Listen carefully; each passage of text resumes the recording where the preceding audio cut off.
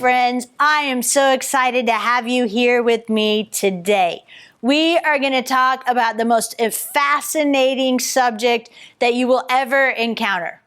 Well, maybe not. Okay, but we are going to talk about something that's really critical and that will change your life, and that's your brain.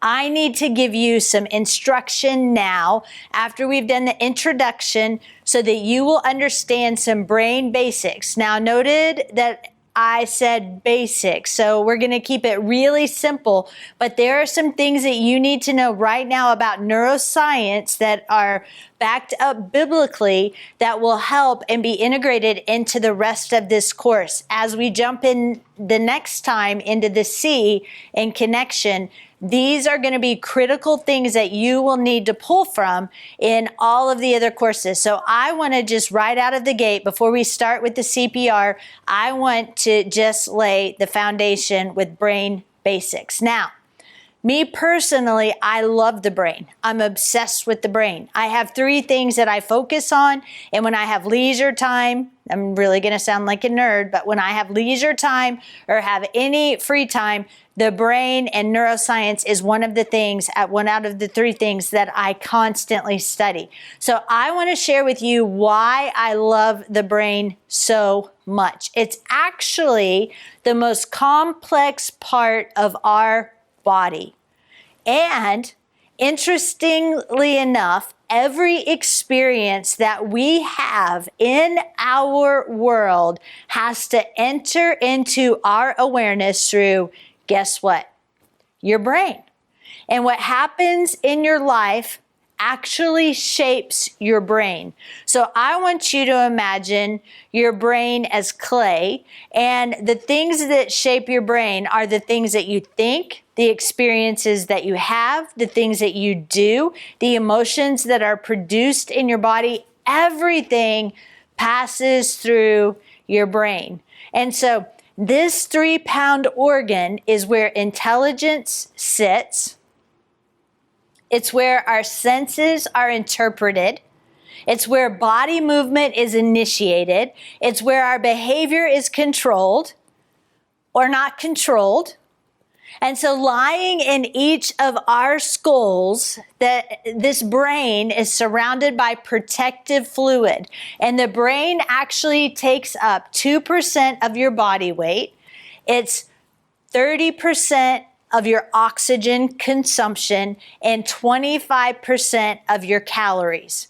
And so scientists have learned in the last 10 years more about our brain than ever before. And brain imaging shows us keys as we're transforming by the renewing of our mind and becoming more and more like Jesus.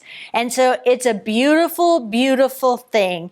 And it's so complex. And if I think about how I experience God, some people experience God by looking at the ocean, or people experience God by going up into the mountains, or by their quiet time, or meditating on the Word, or in worship, or I experience God by extreme sports and by studying the brain. I am in awe and fascinated by the brain. And I don't know how we could know about the brain and not realize that there is a creator in the universe. And he loves us each so much that he has given us a brain that's capable of unimaginable things, and that we have the ability actually to heal our brains no matter what's happened to us in life.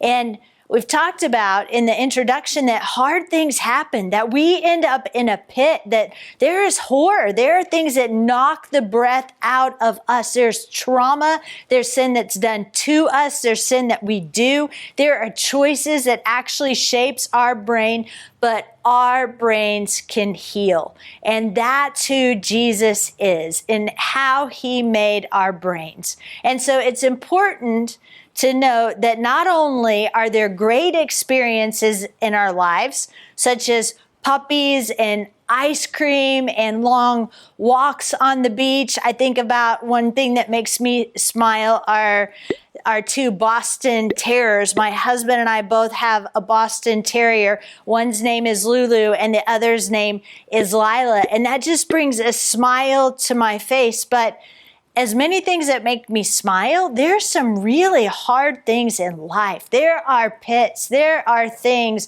that take our breath away from horror. And so those really, really hard, harsh things that happen in our lives, they happen to us, and the good and the bad and the ugly, those things shape our brain.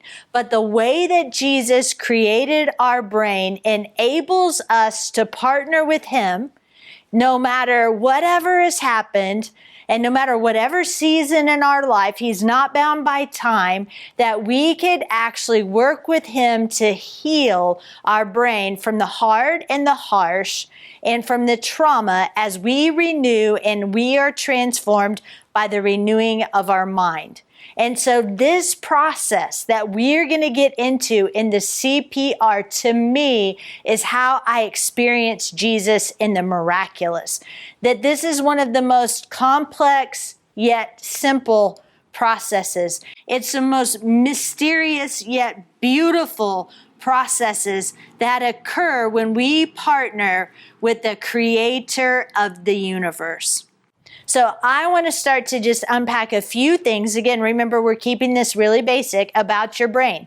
There are neural pathways that are created in your brain. And those neural pathways are created by repeated thoughts. Every time you think the same thought over and over, you widen the pathway. I think about when we go snowboarding, and if we stay on the path, then the path is groomed and the path is clear. But if I go out of bounds, and if I'm boarding out of bounds, then there is a new path or a new trail that needs to be made, and it's a lot more dangerous, and there are a lot more obstacles, and it takes a lot more effort to get down that path. And so every time in our brain we think about the thoughts over and over, we widen the pathway. And this is true especially with negative thought processes. Every time we think of something such as, oh my gosh, something's going to go wrong, then it's easier to think that again and again, and we clear that pathway in our brain. So that is a response that we automatically go to, and subconsciously we're negative with this feeling about something's going to go wrong, or they want to meet with me because they're mad at me, or everybody always leaves, or somebody has died. How many times have we killed someone off over and over and over, and they're still here? And so we widen those thought processes in our brain. And so we're going to teach you how to heal those thought processes, how to create new neural pathways by forging through and blazing new trails, and then how to heal the old thought pathways that aren't helpful for us by staying off of those trails and letting the thing grow up. And so I don't want you to empty your mind, but we're going to proactively and aggressively take the Word of God, the biblical principles, and we're going to build new neural pathways. And we're going to go after the lies, and we're going to starve the lies, and we're going to feed the new pathways until it actually becomes second nature. Now, as we create new neural pathways with God thoughts, here's what I want to tell you. We're going to have to suck it up, buttercup. It's just like going to the gym. This is going to require effort. This is going to expend more calories. Remember, your brain, it expends 25% of your calories. Well, it's getting ready to expend more, because you're going to have to take what you've been thinking about in the subconscious, your behaviors, your feelings, your thoughts. You're going to have to bring them to the consciousness, and actually it's going to look worse before it gets better, because now you're thinking about what you're thinking about and what you're doing, and then you're going to have to use the energy to starve the old pathways and to actually incorporate new behavior and learn new behavior in your routine. But eventually, that new behavior will become second nature so that it could become subconsciously stored. And that will be your new go-to instead of the old destructive ways. And so if we think about how we're going to do that, I love to use the analogy of your brain as a soft block of cheese. So imagine we get a really hot marble and we drop the marble onto the cheese, and the marble is going to fall with gravity and create a pathway through the cheese and come out at the other side. And then after that pathway has been forged, any other marble that lands on that surface of the top of the cheese is going to take the same pathway.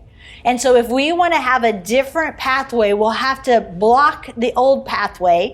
We'll have to fill that old pathway. We'll have to reheat another marble, and we'll have to then drop it as it forges a new neural pathway. And that's what it's like as we are changed and transformed by the renewing of our mind and literally change the shape of our brain. So actually, let's review again. Our brains are organized for survival and simplicity. So your brain is wired to use the least amount of energy or caloric consumption to come to a conclusion. Your brain takes the path of least resistance. So some of the old stuff maybe is just not right. And because of trauma or because of sin or because of choices, we're going to have to change those things.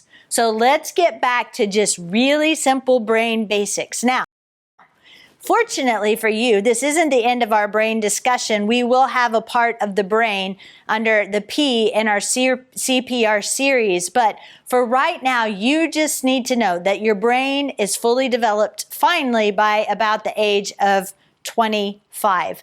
And brain development begins at the back and it goes towards and works its way to the front.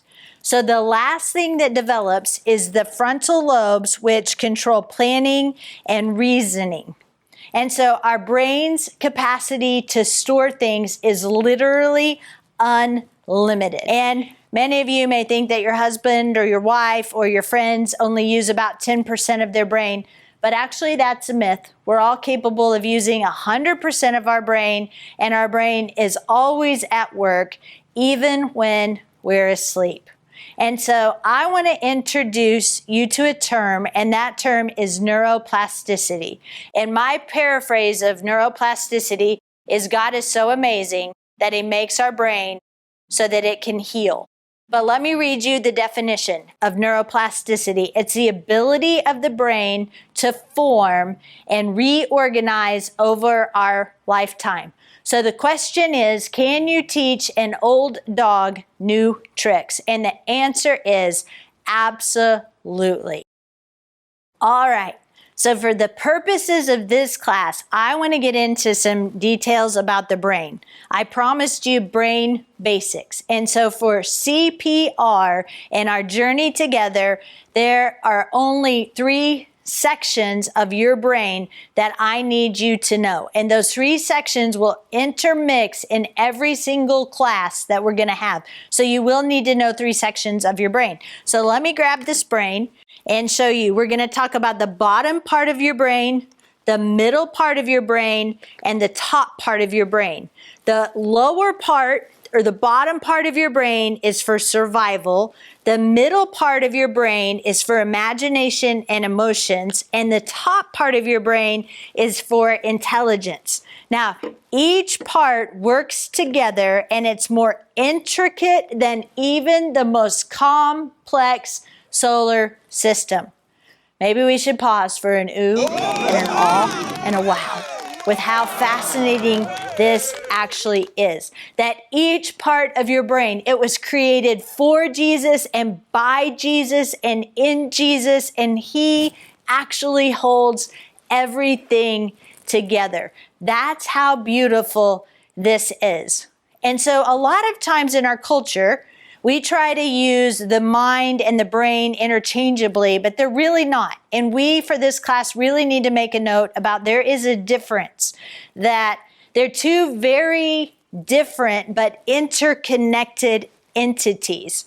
So we generate mind activity thoughts through our mind with the senses that are coming in, and then we think and we feel and we choose, and this builds physical neural pathways in our brain that are thought structures. So the brain is the organ, the mind is actually the thoughts, the feelings, the choosing, and then that shapes our brain. So it all begins and ends with what you allow or don't allow in your mind. What you give power to has power over you if you allow it. And that's worth making a note. You are totally in charge about the shape and the structure and the neural pathways in your brain. And it doesn't matter what's happened to you, you can heal from it. You just have to do the hard work. It doesn't matter who sinned against you because you can forgive. It doesn't matter the behavior patterns that you have because of neuroplasticity and the power of the Holy Spirit and self-control from abiding in Jesus, you can literally change. So let me read this again. It all begins and ends in your mind. What you look at, what you listen to, what you think about, what you give power to has power over you if you allow it. And so, for example, whatever I spend 1 hour a day in thinking about, having emotions about, choosing, learning, looking at, whatever I spend 1 hour a day for the next 5 years, I'm going to become an expert in that thing. So what are you allowing to come into your eye gate or your ear gate, or what are you rolling around in your mind that's literally shaping your brain, which changes the structures of that organ that's so complex that was made by Jesus? And is it in your best interest? And so you can choose what you build into your brain and change what's already been built into your brain by choosing your thoughts and your actions. In other words, we change our emotions and we change our behaviors by first addressing our thoughts. As all three change, our brain structure begins to change. What a beautiful process. And so finally, as we wrap this up, I want to review just a second back to the brain. Your brain is organized for survival and simplicity. Your brain is comprised for our purposes in this series of 3 parts. And sometimes I'll use a brain and sometimes I want to use my hand. And so if you think about my brain as a hand, then this is the lower part of my brain, which is for survival. This is the middle part of my brain, which is for emotions and imaginations. And this is the top part of my brain, which is for intellect. This is the last part to develop. And again, all 3 of these parts work together, but we're going to address some very distinct things about the lower and the middle and the top part of our brain. And so when we start to read scriptures, remember everything that we do is going to have a really good solid biblical foundation. And when we start to read scriptures and address scriptures and we ask Jesus to open the eyes of our heart, where is our heart? Well, our heart is right here in our chest, and it's actually an organ, just like our brain, but the heart is designed to pump blood and to circulate oxygen throughout our body. And so we often associate our heart with feelings and this gut feeling, so to speak, but actually our heart, when we're thinking about our emotions and our imagination, do you remember where that was? That's in the middle part of your brain. And so when we experience Jesus, we're experiencing him through our brain. And when we have an intellectual knowledge of Jesus and we memorize the scriptures, that's the top part of our brain. But when we say we see him, or we imagine him, or we have these feelings, then that's the middle part of our brain. And a lot of time we study the scriptures and we have an active intellectual part of our brain. We have a head knowledge, but we don't have a heart knowledge. And so that's actually the top part of our brain and the middle part of our brain. And so that's really worth making note of, that as we've differentiated the mind from the brain, there's also a differentiation between the heart. Open the eyes of my heart. We're actually asking him to open the eyes of our imagination and our middle brain so that we will experience him as well as intellectually knowing about him. So let me just conclude with the scripture. I want to read to you out of the Passion Translation, Mark 4, 3 through 9. It says this, "Consider this, a sower went out to sow. As he sowed, some fell along the beaten path, and soon the birds came and ate it. Some fell onto the gravel with no topsoil and quickly sprouted, since the soil had no depth. But when the days grew hot, the sprouts were scorched and withered because they had insufficient roots. Some fell among the thorns, and the thorns grew up and choked it out, and it yielded no fruit. But some fell onto good, rich soil that kept producing a good harvest. Some yielded 30, some 60, and some 100-fold. If you understand this, then you need to respond."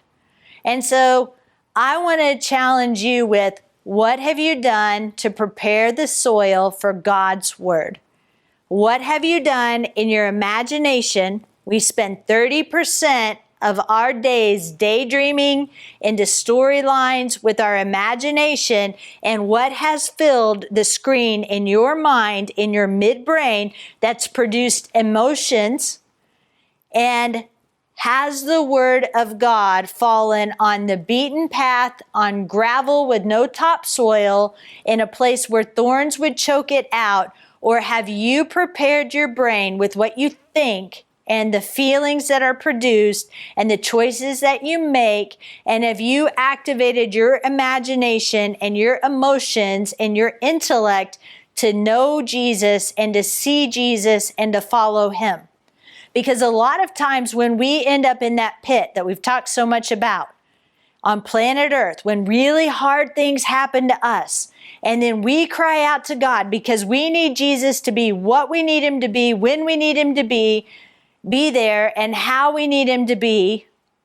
It reminds me of the Build-A-Bear. We want to go to the mall and go into the stuffed animal store and build the bear like how we want the bear. That's not how Jesus operates. And if we haven't prepared our soil, the middle part of our brain especially, then in hard times, it will be so difficult to find him and to see him and to hear him.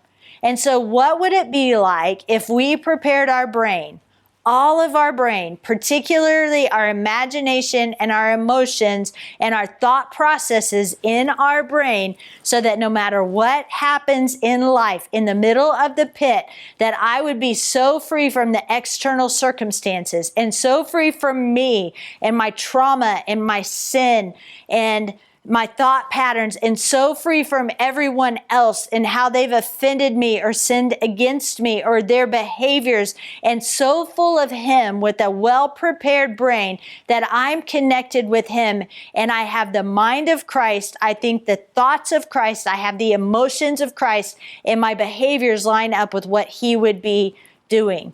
That I'm free from me and free from you and full of him to advance the gospel of the kingdom. What a beautiful process that would be.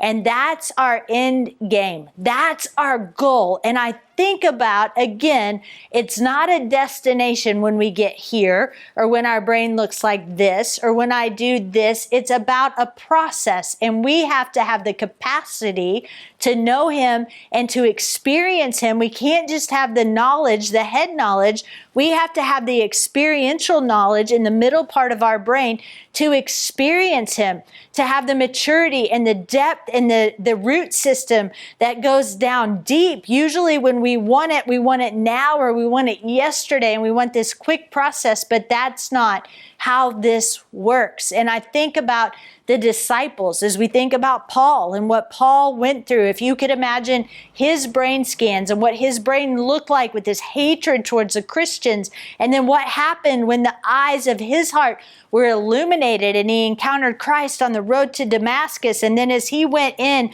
to isolation and he was trained and he was discipled, and then he started to go out and he became a missionary. If you think about the progression and the change in his brain, or even Peter, who was found denying Jesus, and then they end up being stoned or they're put in prison, or ultimately Peter was crucified upside down and he had all kinds of anxiety at Jesus's crucifixion in denying Christ. But what would his brain imagery look like? And how was he transformed in the process of a beautiful journey with Christ? And so it is with us. And so it begins. So we've had an introduction. You know what you're getting into. This is going to take a lot of work. It's going to take a lot of time, but time's going to go by anyway. And it's just like exercise or eating healthy or anything else that we want to aspire to. It's worth everything. And it's absolutely doable. And so this concludes our brain basics, so that you have a basic foundation so that we can jump right in now to the CPR process. So I will see you in the next video with connection with God.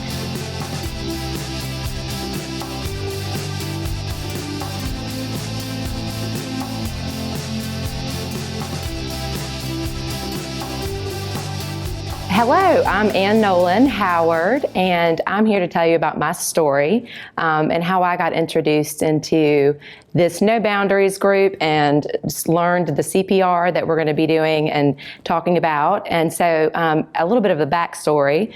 I was born here, actually in Alabama, but then moved to South Carolina when I was 3 years old. I was born into a Christian family. I've got two sisters. My dad was a minister. My grandfather was a minister. My uncles, two of them were ministers. I was raised in a Christian family, and really a great foundation of faith and who Jesus was, especially for my salvation. And really, as I look back, I had an incredibly blessed life.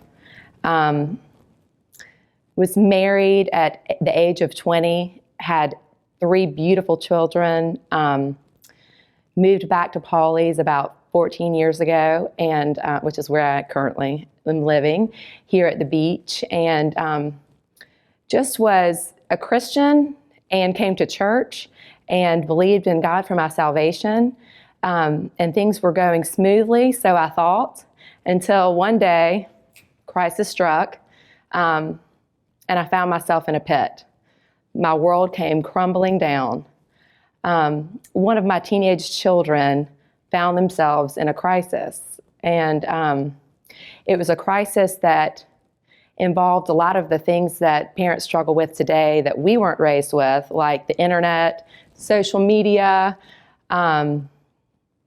questions of identity and who am I. And it really shook us both, in fact, my whole family, to the core. Came out of left field. It was the first time in my life where I felt like my world was crumbling apart.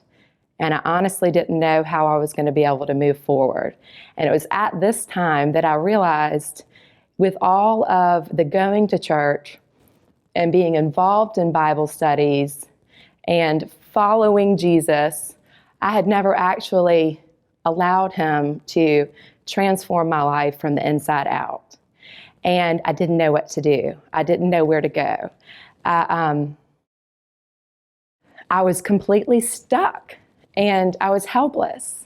It was the most terrifying feeling to not know how I would get past something. And quite honestly, as my dad used to say, it slapped the smile right off my face. I don't know if I ever was going to smile again. It really was a point where I remember the moment vividly. It was the very beginning of the COVID epidemic. And so it was December, before schools had been, canceled or any of that sort of thing. And I, on top of that, caught COVID. So it was in the middle of my world crumbling apart and caught COVID. I'm isolated in my bedroom and in my bathroom, and I'm crying out to God, asking him, Lord, how could this happen? What am I going to do? Where am I going to go? Where are you? I vividly remember the song, The Waymaker, playing, and I just had worship music going in my bathroom as I cried and poured out my heart to the Lord, begging for him to help me. And I was singing, and I only can laugh now on the other end of the story because my sister came over.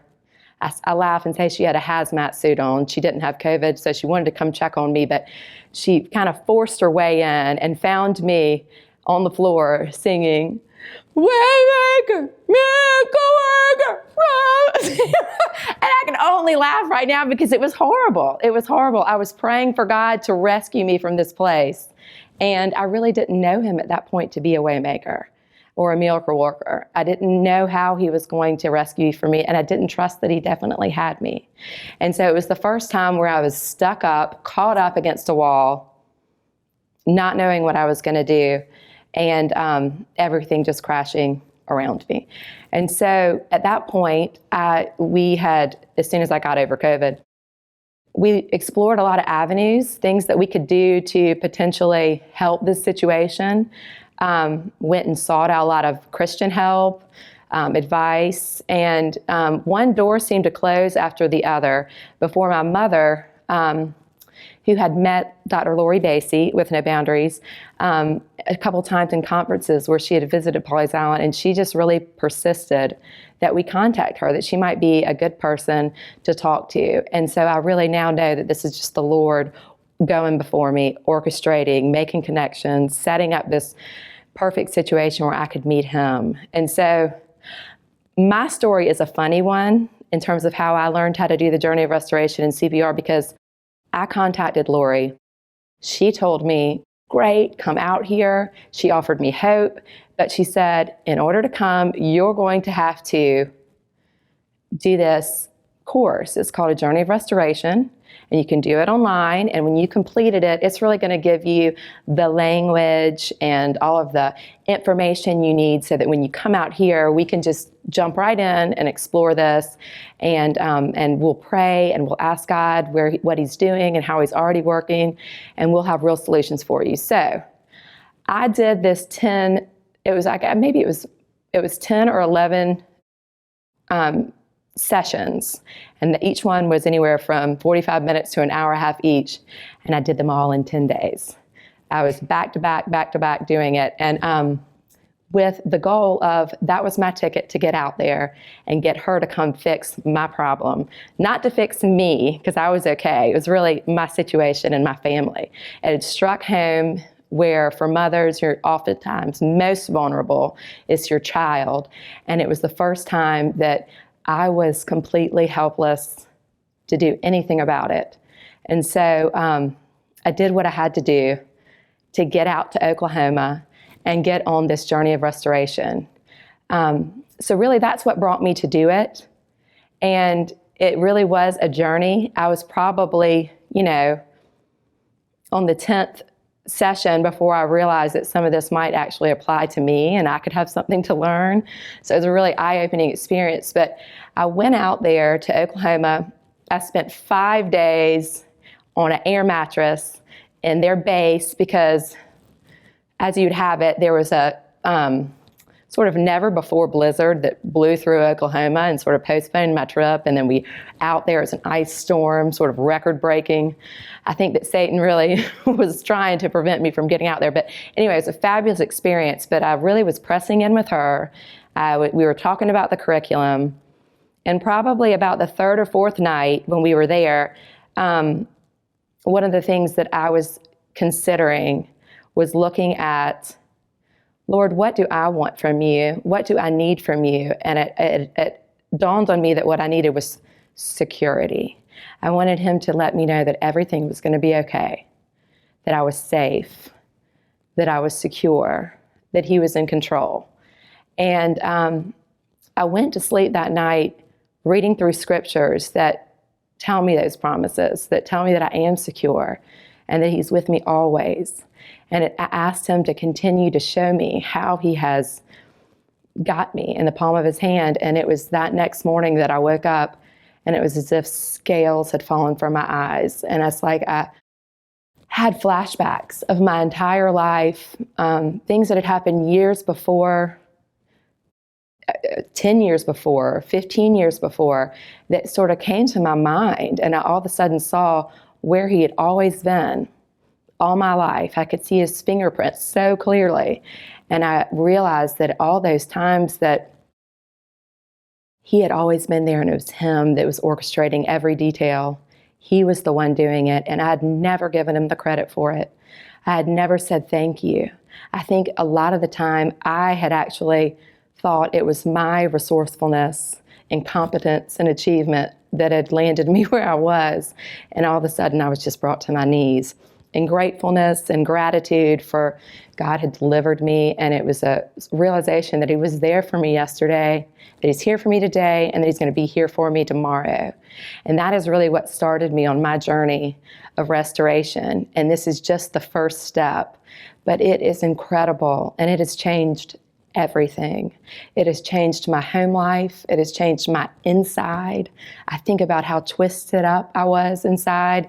Things may have looked picture perfect on the outside, but on the inside, I was so filled with turmoil. And just finally, when I was put in a situation where it was an obstacle that I couldn't resolve, everything just unraveled.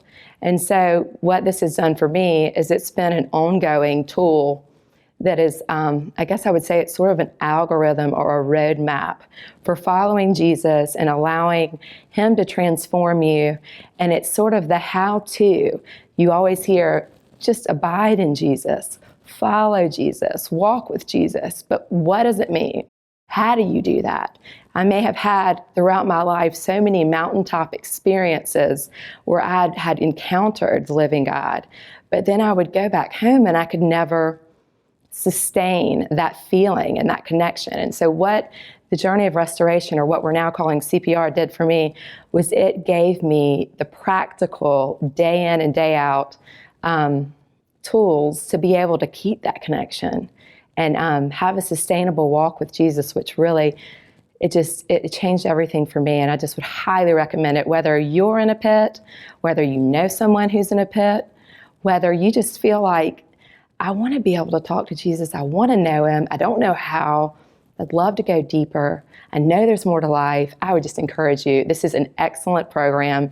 It's a discipleship program for learning who the Creator is and how you can walk this out and live the abundant life that God created us to have and to live.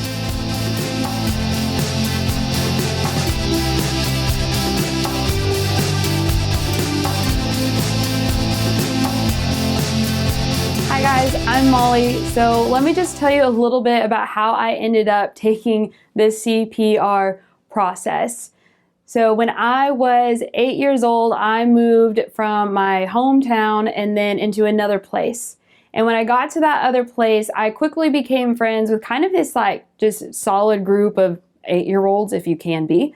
And I would have these same friends from the time I was 8 until the time I would graduate high school. But something happened in the middle of high school that kind of took me by surprise, and that was called puberty.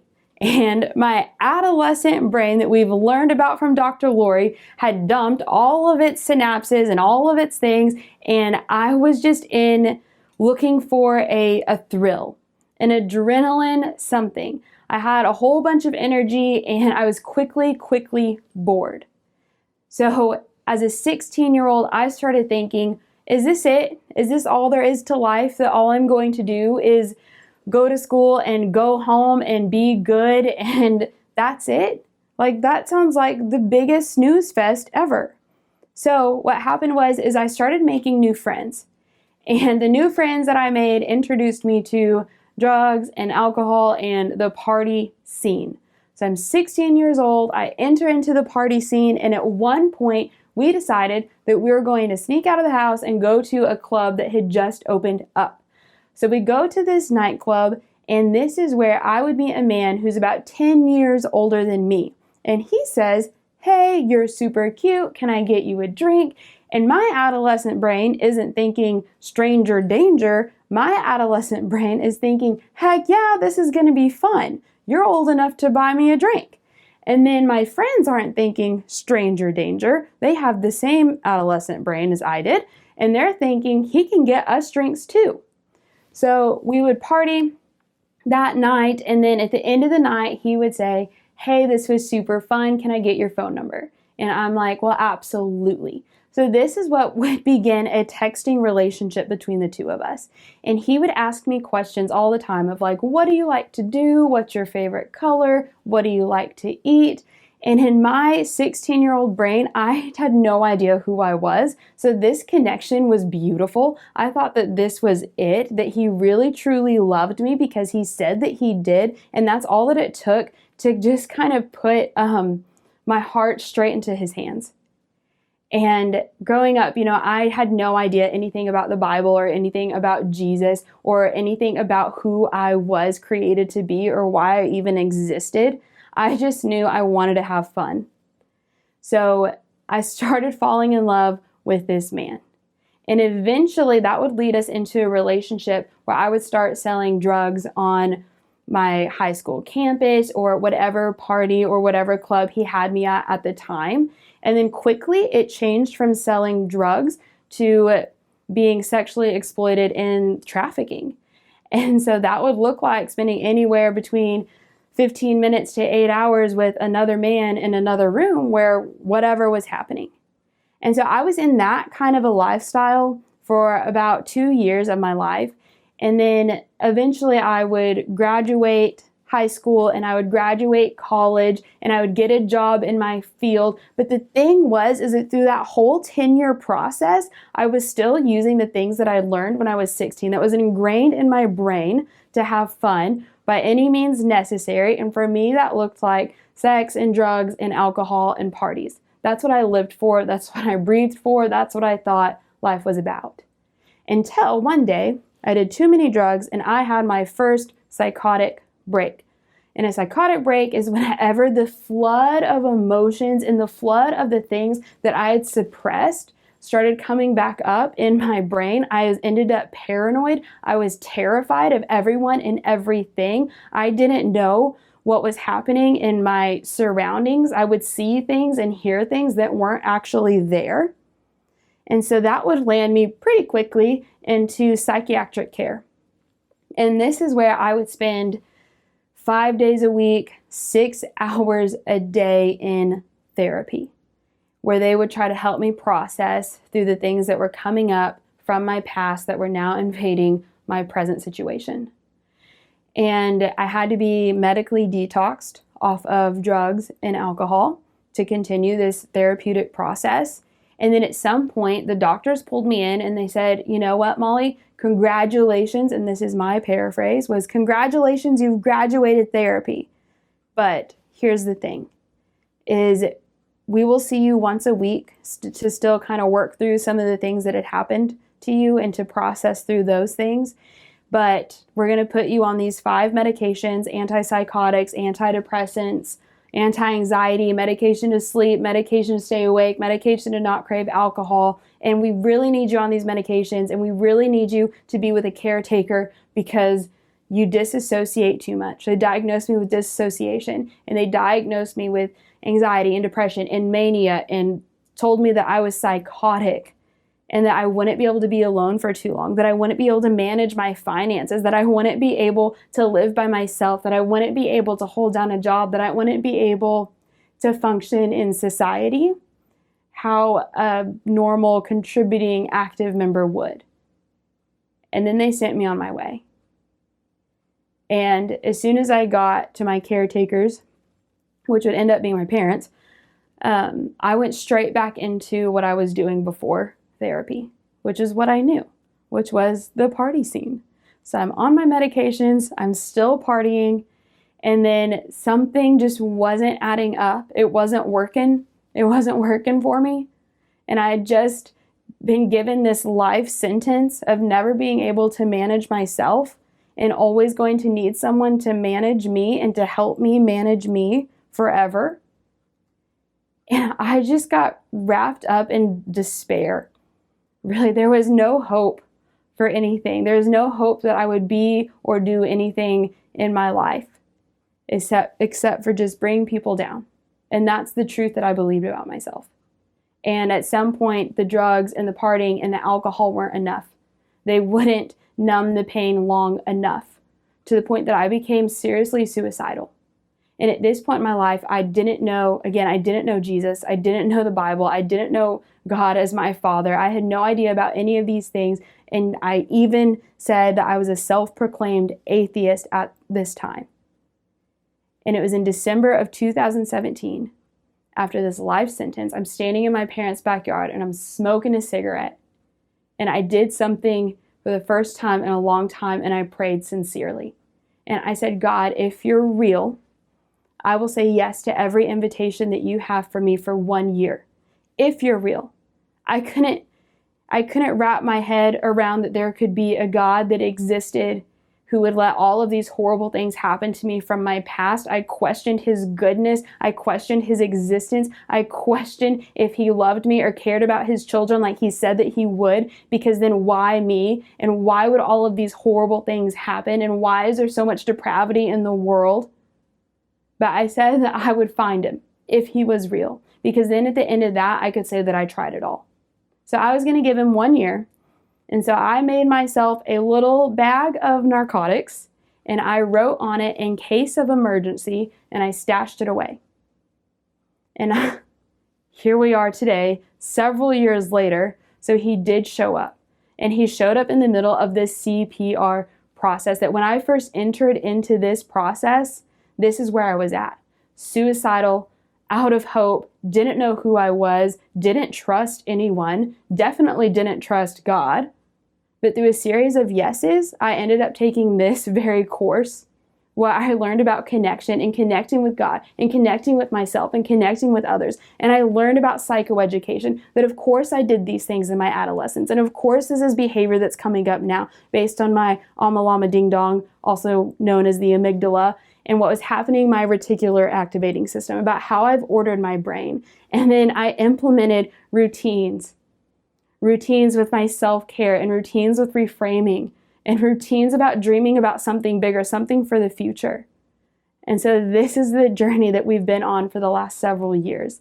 So I'm super excited to tell you what happened next in connection with God.